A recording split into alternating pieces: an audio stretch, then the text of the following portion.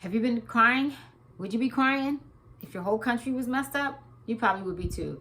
Listen to how Jeremiah is crying and weeping about what happens to his country in the book of Lamentations.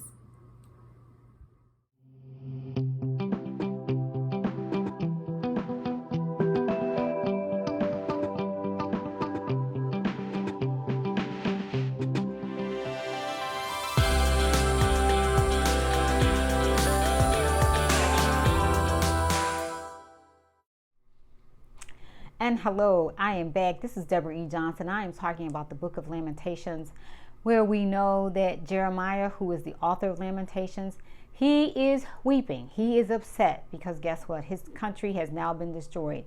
They have been taken to Babylon. I want you to be thinking about how upset Jeremiah is. He's so upset because his country is now gone.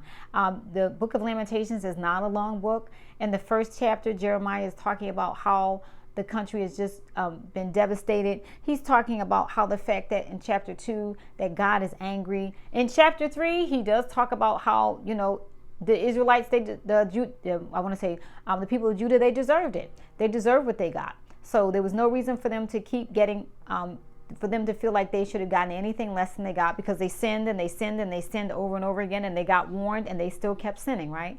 And so Jeremiah says, you know what? God did what he was supposed to do. God did what he was supposed to do. That's what he does.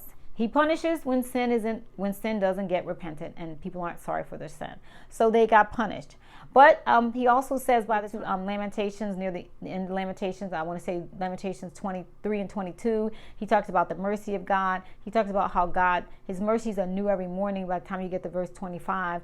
And so we see that even in chapter 4, it still doesn't end very well. There's a comment, a phrase about that the people of Israel, the people of Judah, I want to say this is the land of Judah, they were so bad off that they were actually eating their children. That's how bad it got at one point. But life happens, and we know that when life gets really destructive, people do destructive things.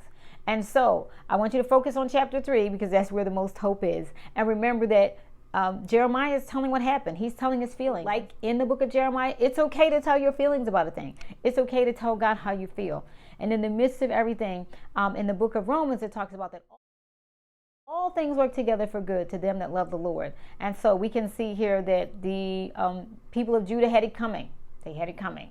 But God promises, he always promises that he's going to restore. And he did restore them. They do get restored.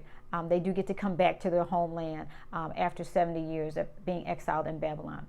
So what can you see that's good in this? You can see that, yes, God does punish, but yes, God does always give an opportunity to be restored if you repent.